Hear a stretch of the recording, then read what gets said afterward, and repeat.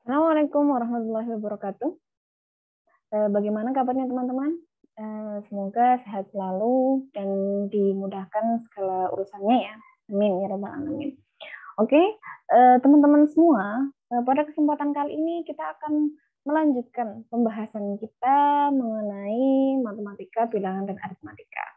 Oke, pada kesempatan sebelumnya kita sudah membahas mengenai basis, operasi basis, konversi basis, serta pola bilangan. Oke, adapun pembahasan yang masih belum terselesaikan atau masih ada yang perlu didiskusikan, kita bisa diskusi pada saat kita melakukan virtual meeting ya. Oke, untuk hal yang akan kita pelajari bersama pada video ini adalah materi yang selanjutnya, yaitu bilangan cacah. Oke. Oke teman-teman semua, pertama, jadi untuk materi bilangan cacah ini kita akan mempelajari pertama itu konsepnya, gitu ya. Jadi sebenarnya dalam matematika, secara matematis konsep bilangan cacah itu seperti apa. Kemudian kita juga akan mempelajari bagaimana sih cara kita menyampaikan kepada siswa mengenai materi bilangan cacah agar kelak teman-teman pada saat mengajar itu harapannya bisa lebih maksimal gitu ya. Oke, sekarang kita akan masuk ke konsep bilangan cacah dulu ya. Oke, apa sih bilangan cacah itu? Nah, teman-teman pasti dan perlu mengingat kembali bahwa di dalam matematika itu ada beberapa macam himpunan bilangan ya. Salah satunya adalah bilangan cacah. Nah, bilangan cacah atau whole number ya. Itu bisa dikatakan sebagai gabungan bilangan asli dan bilangan nol gitu ya. Apa sih bilangan asli itu? Nah, pertama teman-teman harus tahu dulu, bilangan asli adalah bilangan yang dimulai dari 1, 2, 3 dan seterusnya sampai tak hingga. Kemudian jika kita tambahkan 0 ya ke dalam himpunan bilangan asli, maka kita akan mendapatkan himpunan bilangan baru, yaitu himpunan bilangan cacah. Ya, jadi himpunan bilangan asli atau natural number itu adalah himpunan bilangan dimulai dari 1, 2, 3 dan seterusnya sampai tak hingga ya. Jadi dia adalah bilangan positif saja, ya bilangan bulat yang positif saja. Kemudian kita kalau kita tambahkan 0 ke dalam himpunan bilangan asli, maka kita akan mendapatkan himpunan bilangan baru, yaitu himpunan bilangan cacah 0, 1, 2, 3 dan seterusnya. Nah, ini adalah himpunan bilangan cacah. Oke. Sebenarnya asal muasal dari bilangan cacah itu apa sih gitu ya. Nah, jadi bilangan cacah itu ya bisa kita katakan sebagai bilangan yang digunakan untuk mencacah atau ya kardinalitas suatu himpunan. Apa sih kardinalitas suatu himpunan? Misalkan gini, jadi suatu himpunan itu anggotanya ada berapa gitu ya. Nah, misal nih karena suatu alasan suatu himpunan itu belas sama sekali tidak ada elemennya, maka kita bisa mengatakan bahwa himpunan tersebut cacah himpunan itu adalah 0. Artinya apa? Himpunan tersebut elemennya itu tidak ada, 0 kan? Kemudian misalkan saya punya himpunan matahari, kan hanya satu-satunya. Jadi cacah dari himpunan tersebut adalah 1 dan seterusnya. Nah, jadi bilangan ini bisa dinyatakan untuk mencacah anggota suatu himpunan gitu ya. Oke, langsung saja. Jadi untuk bilangan cacah yang teman-teman perlu ingat ya. Bilangan cacah itu dimulai dari 0, kemudian 1, 2, 3, dan seterusnya. Nah, kemudian kita akan membahas tentang operasi pada bilangan cacah secara konsep dulu ya. Nah, nanti untuk bagaimana mengajarkan kepada siswanya, kita akan mempelajari setelah ini, gitu ya. Oke, pertama kita akan membahas operasi pada bilangan cacah. Oke, apa sih operasi pada bilangan cacah? Apa sih operasi bilangan cacah? Apa saja ya operasi pada bilangan cacah? Nah, ya, pasti teman-teman sudah familiar bahwa yang namanya operasi pada suatu himpunan bilangan itu ada operasi penjumlahan, ada operasi pengurangan, ada operasi perkalian, dan ada operasi pembagian. Standar saja, gitu ya. Apakah ada operasi yang lain? Ada operasi yang didefinisikan tersendiri, tapi kita tidak akan membahasnya ya. Kita hanya akan membahas operasi yang trivial saja, yaitu operasi penjumlahan, operasi pengurangan, serta perkalian dan pembagian. Oke, kita masuk kepada operasi penjumlahan gitu ya. Oke, saya tulis dulu operasi penjumlahan. Nah, operasi penjumlahan itu pada bilangan cacah sebenarnya ngapain sih gitu ya? Jadi operasi penjumlahan itu sebenarnya kita mengaitkan suatu bilangan cacah dengan bilangan yang lain gitu ya. Nah, penjumlahan itu secara himpunan apa ya, dalam teori himpunan juga bisa dikatakan sebagai gabungan gitu ya. Jadi ada bilangan 1, kemudian ada bilangan 3. Kita jumlahkan berarti kita gabungkan, ya kan? Oh, berarti 1 ditambah 3 sama dengan 4. Teman-teman pasti sudah familiar dengan fakta ini, gitu ya. Nah, kemudian kita akan membahas apa saja sih sifat-sifat operasi penjumlahan itu, gitu ya. Nah, untuk yang pertama, terdapat suatu operasi yang namanya terdapat sifat operasi yang namanya tertutup, gitu. Apa sih operasi tertutup itu? Nah, jadi yang namanya sifat ketertutupan pada bilangan cacah itu menyatakan sifat ketertutupan pada operasi penjumlahan bilangan cacah itu menyatakan bahwa jika dua bilangan cacah dijumlahkan maka hasilnya juga bilangan cacah. Nah, secara matematis bisa kita tuliskan bahwa jika A ditambah dengan B dengan A-nya itu elemen bilangan cacah, B-nya juga elemen bilangan cacah, ya, maka A ditambah B juga elemen bilangan cacah. Maksudnya gimana, Bu? Nah, misal nih, saya punya 2 bilangan cacah bukan? Tentu. Kemudian saya punya 4 bilangan cacah bukan? Tentu. Nah, kita jumlahkan hasilnya berapa? 6. Oh, ternyata 6 hasil penjumlahan 2 buah bilangan cacah yang saya ambil contohnya ini adalah bilangan cacah juga. Nah, jadi operasi tertutup itu seperti itu. Apabila ada 2 buah bilangan cacah dijumlahkan, maka hasilnya juga bilangan cacah. Itu adalah sifat ketertutupan, gitu ya. Selanjutnya, terdapat sifat yang lain yaitu sifat komutatif. Apa sih komutatif itu, gitu ya? Nah, komutatif juga ada yang menyatakan sebagai sifat pertukaran ya. Nah, pertukaran apa, Bu?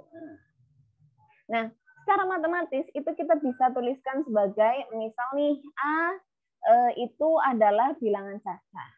Ya, A itu elemen cacah, elemen bilangan cacah. Kemudian B itu juga bilangan cacah. Nah, kalau A ditambah B, kita mengoperasikannya A-nya di depan, kemudian ditambahkan dengan B-nya yang di belakang, itu sama saja dengan kita tukar. B-nya dulu yang di depan, kemudian ditambahkan dengan A-nya di belakang. Itu nanti hasilnya akan sama saja. Kita ambil contoh yang konkret ya. Misal nih, kita punya 3 ditambah dengan 4, hasilnya 7. Apakah akan sama dengan kalau kita menjumlahkan 4-nya duluan, baru ditambahkan dengan 3, oh ternyata hasilnya sama. Nah, ini adalah sifat pertukaran atau sifat komutatif. Nah, masih adakah sifat yang lain, Bu? Masih. Nah, sifat yang selanjutnya adalah sifat asosiatif. Oke, apa sih sifat asosiatif itu? Nah, sifat asosiatif ada juga yang menyatakan sebagai sifat pengelompokannya. Nah, apa itu maksud dari sifat pengelompokan? Nah, misal nih kita mau menjumlahkan lebih dari 2 bilangan caca ya, misalkan 3. Misalkan kita mau menjumlahkan 3 buah bilangan caca. Nah, ada bilangan urutan pertama, urutan kedua, dan urutan ketiga. Nah, kalau kita menjumlahkan 3 bilangan ini, mau 2 pertama dijumlahkan dulu baru dijumlahkan dengan yang terakhir, maupun bilangan kedua dijumlahkan dulu dengan bilangan yang terakhir baru dijumlahkan dengan bilangan yang pertama, nanti hasilnya akan sama saja. Secara matematis kita bisa tuliskan sebagai A ditambah B ditambah C. Nah, AB-nya ini kita jumlahkan terlebih dahulu. Hasilnya akan sama saja pada saat kita menjumlahkan B dan C-nya dulu. Gitu ya. Nah, A dan B serta C itu elemen. Nah, kalau saya tuliskan E seperti ini, membacanya elemen gitu ya. Elemen bilangan caca. Masih ada sifat yang lain, Bu? Masih ada. Ada yang namanya sifat netral, elemen netral gitu ya. Nah, elemen netral apa sih elemen netral itu gitu ya. Nah, yang namanya elemen netral itu adalah suatu elemen bilangan caca jika dijumlahkan dengan siapapun hasilnya netral, kembali kepada siapapunnya itu gitu lah. Nah, apakah ada elemen yang seperti itu? Ada. Siapa sih, Bu? 0. Oke, jadi 0 adalah elemen netral penjumlahan bilangan caca. Gitu ya. Kenapa kok bisa? Ya, coba 0 mau dijumlahkan dengan 5 hasilnya 5. 0 ditambahkan dengan 6 hasilnya 6. 0 mau ditambahkan dengan 100.000 ya hasilnya akan tetap 100.000. Jadi 0 itu adalah elemen netral. Nah, kalau secara matematis kita bisa menuliskan sebagai A ditambah 0 sama dengan A. Sama aja kalau nolnya yang di depan ya, karena dia itu komutatif. Nah, itu adalah elemen netral. Oke, nah selanjutnya untuk sifat operasi penjumlahan hanya 4 aja ya yang akan kita bahas. Nah, karena memang sifat yang memenuhi ada 4 ini. Kemudian silahkan nanti ya ini adalah tas yang pertama ya. Nah, silahkan teman-teman buat suatu tabel gitu ya. Tabel penjumlahan. Tabel penjumlahan gimana, Bu? Ya, secara sederhana tuliskan saja begini. Ini dijumlah. Kemudian sini 0, 1, 2 sampai 9 ya. Kemudian ke bawahnya juga 0, 1, 2 sampai 9. Nanti silahkan diisi tabelnya gitu ya. Nanti kita akan bahas pada saat virtual meeting. Oke. Nah, selanjutnya saya akan bersihkan whiteboard-nya dulu ya. Oke. Nah, untuk operasi pada bilangan cacah yang selanjutnya adalah operasi pengurangan. Oke. Nah, operasi pengurangan kita bisa katakan sebagai inverse atau kebalikan dari operasi penjumlahan gitu ya. Nah, jika A ditambahkan dengan B, maka yang namanya pengurangan itu sebenarnya awalnya atau asalnya juga dari penjumlahan ya, tapi dia sifatnya itu inverse. Maksudnya apa, Bu? Ya, misalkan nih A sama dengan B, A ditambah B sama dengan C. Maka operasi pengurangan itu ya tinggal dibalik saja. Jadi misalkan C dikurangi A sama dengan B. Bisa juga dibalik sebagai C dikurangi B sama dengan A sama saja. Oke, nah Kemudian untuk operasi pengurangan, apakah memiliki sifat-sifat seperti operasi penjumlahan, Bu? Gitu ya. Oke, operasi pengurangan yang pertama itu tidak bersifat tertutup pada bilangan cacah. Kenapa, Bu? Coba. 4 bilangan cacah bukan? Bilangan cacah ya. 5 bilangan cacah bukan? Bilangan cacah kan? Coba 4 dikurangi 5 berapa? Negatif 1, toh? Apakah dia bilangan cacah? Tentu tidak. Jadi, operasi pengurangan itu tidak bersifat tertutup ya. Oke. Nah, kemudian komutatif nggak, Bu? Ya dicoba saja. 4 dikurangi 5, hasilnya kan negatif 1. Terus kita balik deh, 5 dikurangi 4, hasilnya berapa? 1. Apakah sama? Tidak sama. Berarti apa? Dia tidak komutatif, ya kan? Nah, apakah dia asosiatif? Kita coba. Misalkan kita punya 5 dikurangi 4 dikurangi 2. Nah, yang ini kita kurangkan dulu. 5 dikurangi 4 berapa hasilnya? 1 dikurangi 2 hasilnya minus 1. Coba yang 4 kita kurangkan dengan 2.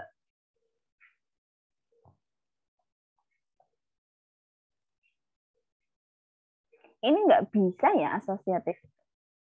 Karena apa? Karena ini nanti jadi jatuhnya itu sifat distributif. Jadi dia tidak asosiatif. Nah, ada nggak, Bu, elemen identitas? Ya,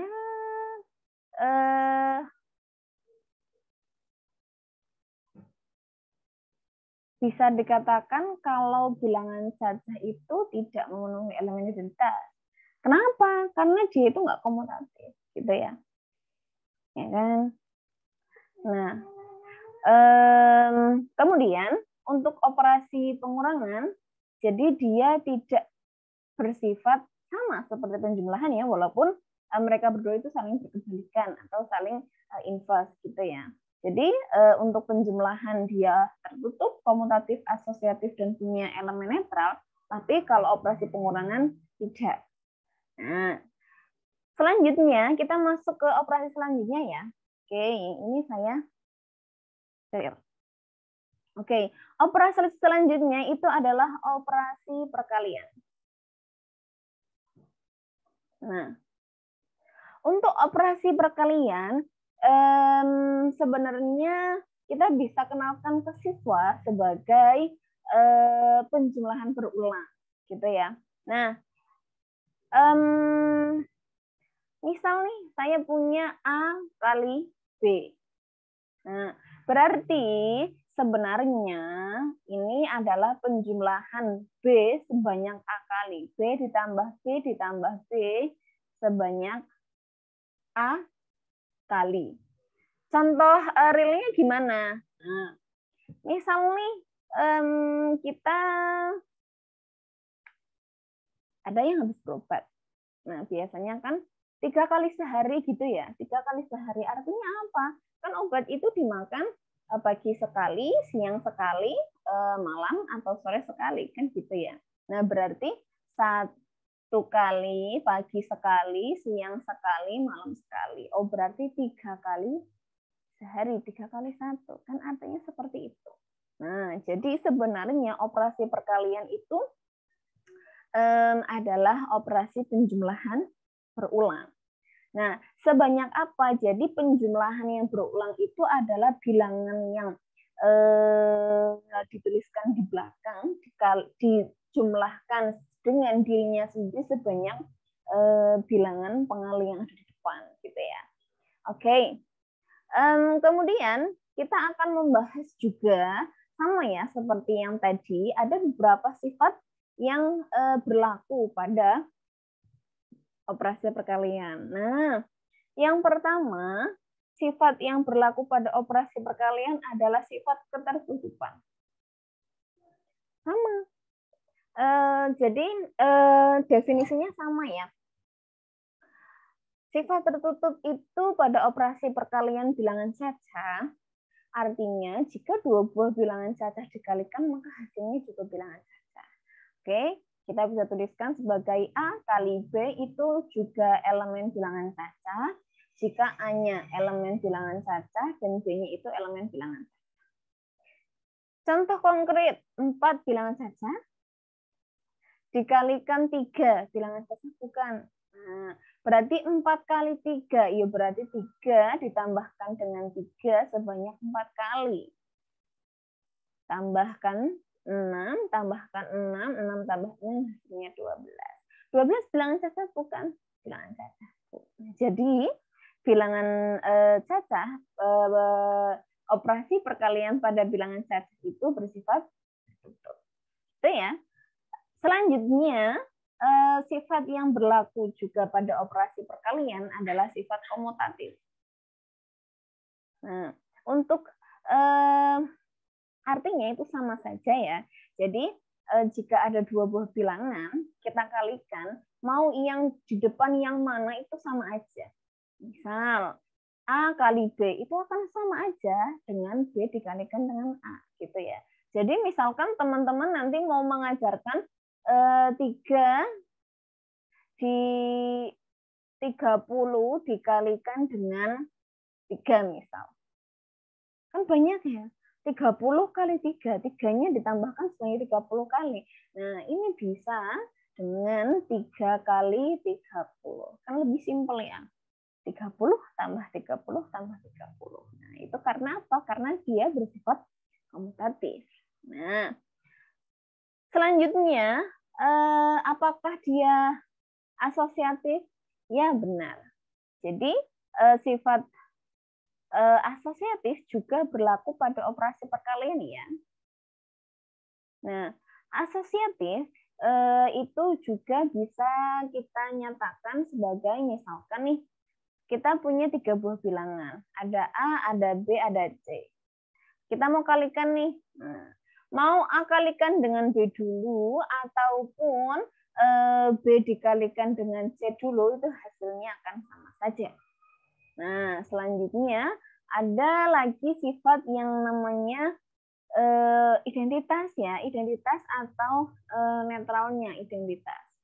Biasanya kalau bahasa yang digunakan elemen netral itu untuk penjumlahan. Kalau identitas itu untuk perkalian. Nah, jadi elemen identitas pada operasi perkalian itu ya sama. Ada suatu elemen jika dikalikan dengan elemen lain dia akan netral. Artinya apa? Hasilnya akan kembali pada elemen yang tadi. Ya, apakah ada elemen seperti itu? Ada. 1. Apakah dia bilangan cacah? Ya, 1 kan bilangan cacah. Coba 1 kali 5 hasilnya 5. 1 kali 10 hasilnya 10. 1 kali 100 juta hasilnya ya tetap 100 juta. Ya. Nah, jadi elemen identitas pada operasi perkalian adalah 1. Kemudian untuk operasi perkalian ada yang namanya sifat distributif. Oke, apa sih sifat distributif itu? Jadi sifat distributif ini adalah sifat penyebaran terhadap operasi penjumlahan ya. Maksudnya gimana, Bu? Nah, misal nih kita mau ada 3 buah bilangan A, B, dan C. Yang B itu dikali, yang A itu kebalik maaf. Yang A itu dikali, yang B itu dijumlahkan gitu ya. Nah, boleh B dan C itu dijumlahkan dulu baru nanti dikali A, boleh. Atau mau A dikalikan B dulu, lalu A dikalikan C dulu, nanti hasilnya dijumlahkan akan sama saja. Kita ambil contoh. Misal A-nya 3, B-nya 2, C-nya 4 misal. Nah, kita akan cross check ya, apakah 3 kali 2 ditambah 4 akan sama dengan 3 dikali 2 ditambahkan dengan 3 dikali 4. Sama nggak sih? Kita coba dulu deh. Nah, yang ini kita selesaikan dulu.